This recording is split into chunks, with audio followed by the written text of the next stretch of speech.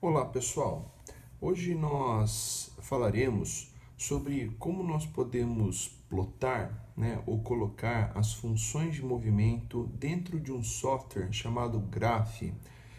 Para quem não viu detalhes sobre como usar esse útil software de engenharia, para a plotagem de gráficos, eu aconselho que você veja um pouco dessa playlist, ok?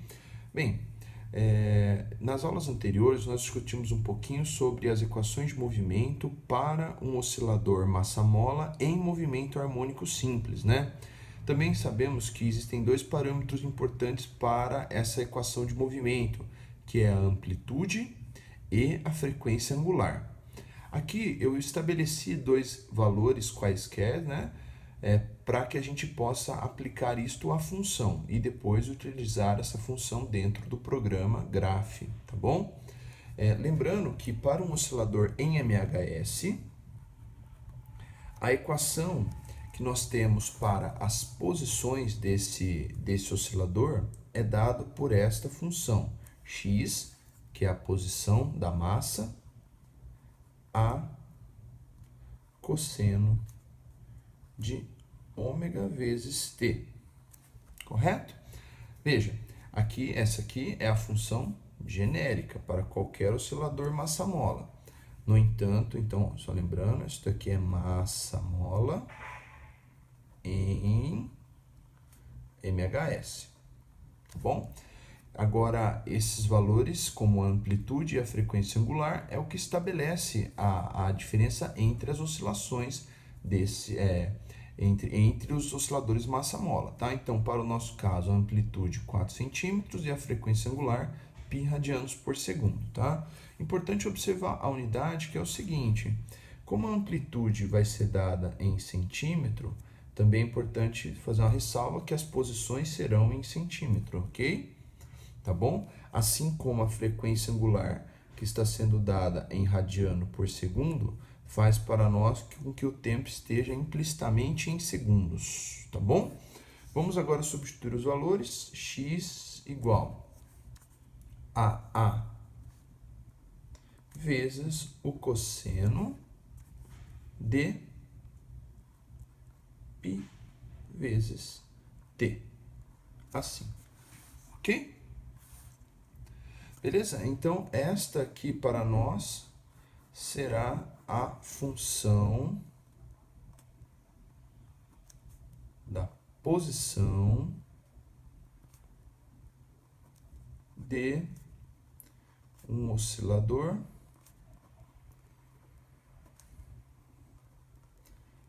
massa-mola. Tá bom? Então, aqui vamos para o software, ok? Agora iremos inserir a função dentro do software Graph, ok? Então, como nós podemos fazer isto? Primeiro, para quem não assistiu, quem não viu a nossa playlist aí sobre esse programa, sobre esse software que é extremamente útil, gratuito e bastante utilizado em engenharia, eu aconselho que dê uma olhada nessa playlist, ok?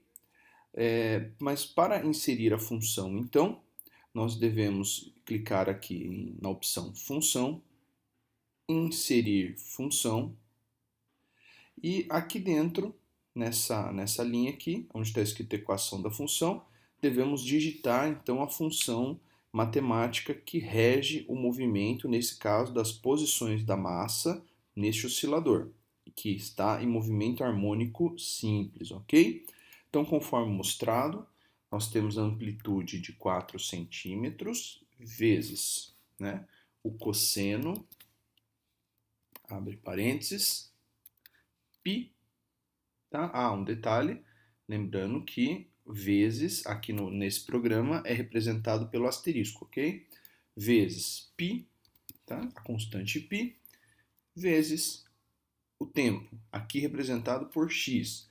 Por quê? Note que ele mostra para nós que nós temos uma f de x. Então, a variável independente para nós é a variável x, ok? Então, outra coisa que nós podemos configurar aqui, que talvez seria interessante, cor, linha e largura, tá? Então aqui largura 2 vai aparecer uma linha mais fininha, coloração podemos deixar esse marrom mesmo e o estilo de linha caso você prefira mudar. Aqui também é possível alterar algumas descrições da legenda, mas podemos fazer isto posteriormente, tá bom? Vamos dar um OK. Joia? Então, note aqui, ele traçou a função para nós. Podemos perceber que realmente é uma função cosseno, porque quando x equivale a zero, nós temos exatamente o cosseno de 1 multiplicado pela amplitude, que é 4, 4. Tá bom? Então, como esperado. Uma ferramenta que nós podemos utilizar, que é útil para ajustar o gráfico dentro desse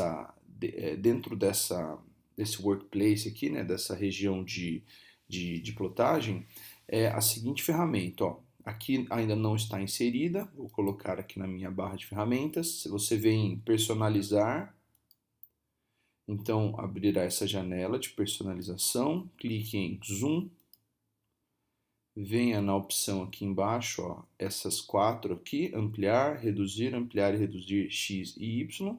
Podemos inserir as 4 ferramentas aqui na nossa barra. Assim, vocês vão ver, vamos trabalhar com elas. Essas duas trabalham alterando a escala independentemente no eixo X e essas duas de modo independente no eixo Y, tá bom? Vamos fazer apertar aqui para ampliar. Ó, tá vendo? Ele apenas modifica a escala do eixo X sem mexer no eixo Y. Mesma coisa aqui, ó. Tá bom? Só que aqui X amplia, aqui reduz, tá bom? Aqui acontece a mesma coisa, ó. Eixo Y, tá? Nesse caso, amplia e esse aqui reduz. Ó. Reduz, amplia, amplia e reduz, tá bom? Agora basta nós colocarmos da maneira que nos agrada mais, ou da maneira que as nossas informações fiquem claras para que a gente possa utilizar esse gráfico em uma possível explicação. Outra coisa importante é ajustarmos, né? Primeiro ponto, não existe tempos negativos aqui, então nós podemos tirar essa parte, ou pelo menos movimentar o gráfico aqui de tal maneira que nós não necessitamos expor esses valores negativos.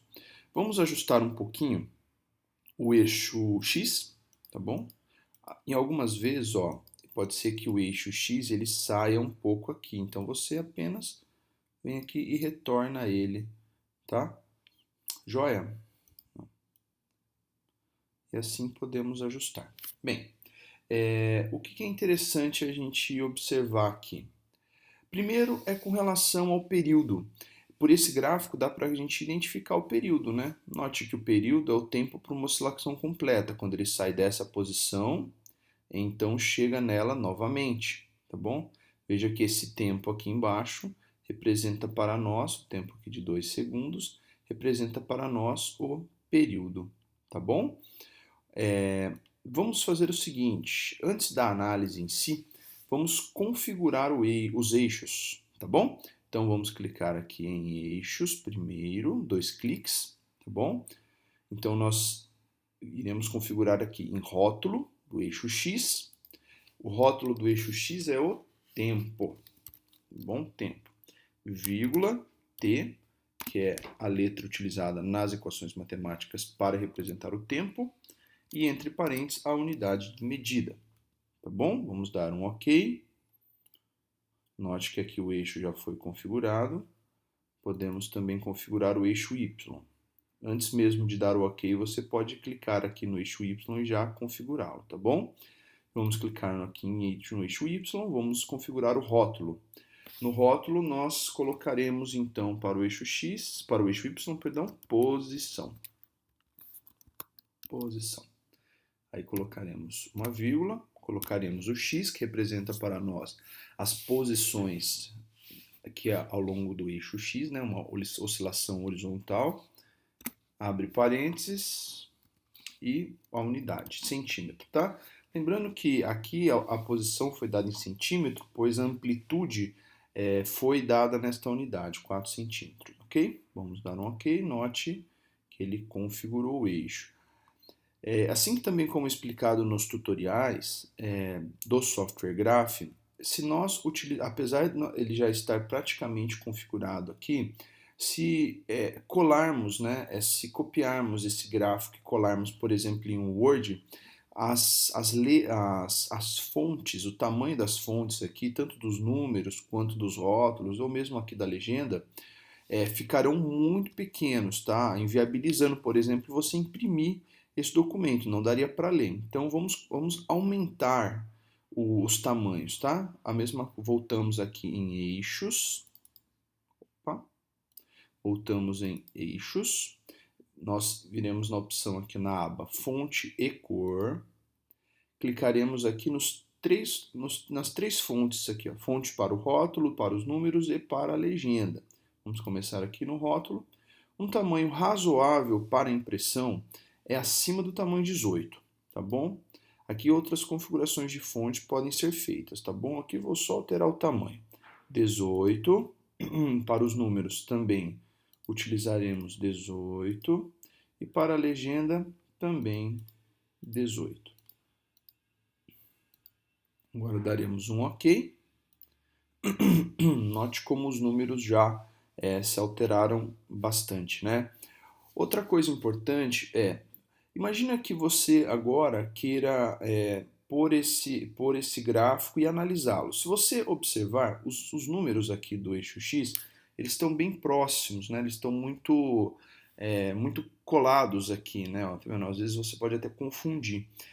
Existe a possibilidade de você tirar essa automarcação dos números e colocar eles em uma divisão fixa. Como podemos fazer isso? Vou mostrar aqui. Clicamos novamente em eixos. Então, nós viremos aqui, ó, tá vendo? Unidade de marca. Aqui ele diz que nós estamos empregando a chamada automarcas. As automarcas, ou seja, os valores os números aqui que apareceram no eixo X, eles são automaticamente regulados baseado na ampliação, né, que você está dando para o eixo. E você pode fazer isto, deixar como automarca, ou você pode selecionar uma divisão que você queira. Por exemplo, para nós, se nós colocarmos uma divisão de meio em meio segundo, ele é razoável para análise. Vou mostrar, 0,5. Então vamos dar um OK. Ó, tá vendo?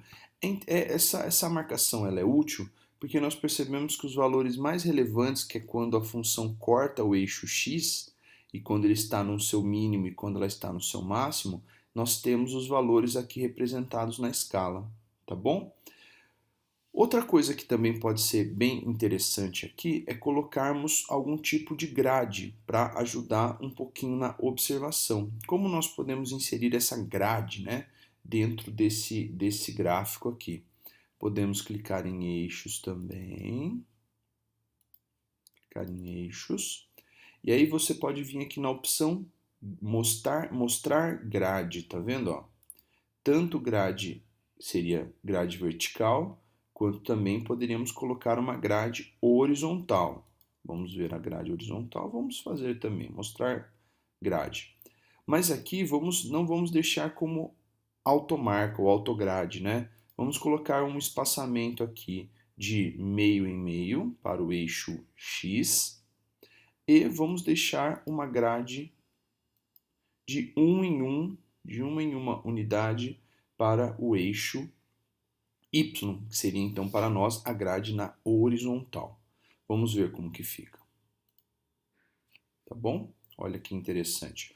Como está ficando uma coisa bem profissional, tá? Uma coisa de fácil análise, bem intuitivo. Agora vamos fazer algumas análises desse gráfico, vamos tirar algumas conclusões dele. Primeiro, notamos que a posição do oscilador varia com a função cosseno, tá? Outra coisa interessante, podemos observar que no tempo zero, então seria nessa posiçãozinha aqui embaixo, no tempo zero aqui, a posição dele é máxima, ou seja, ele se encontra na amplitude, ou seja, não há nenhum tipo de defasagem. Se encontra exatamente na posição de máxima de extensão no tempo zero. Bem, passado-se meio segundo, a posição desse corpo foi para zero. Outra coisa, passado mais meio segundo, ou seja, após 1 segundo de movimento, nota-se que ele encontra-se na posição máxima, mas do lado oposto agora, na posição menos 4 centímetros, tá bom? Já passado mais meio segundo, nós temos esse oscilador na posição de equilíbrio novamente, tá? Ou seja, posição zero. Passado-se mais meio segundo, nós completamos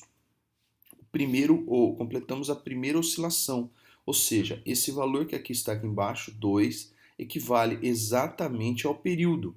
Olha, o período é o tempo para que o oscilador saia da sua posição inicial e então retorne para a mesma posição. Aqui é a posição 4 centímetros e aqui é a posição máxima novamente de 4 centímetros. Veja que aqui, a partir daqui, o ciclo ele recomeça, tá bom? Então, é isso. Esta é uma análise que a gente pode fazer ou interpretar esse gráfico dessa maneira. Outra coisa que nós podemos fazer, principalmente para dar uma finalizada nesse gráfico, é configurar de um modo um pouquinho mais adequado a legenda, tá bom? Porque aqui a legenda ela está escrita em função de f de x, tá? E em função de x, assim como é descrito no próprio programa. Mas como nós podemos alterar isto? É bem simples, ó. Para alterar a legenda, você pode arrastá-la, tá? Colocá-la em qualquer posição.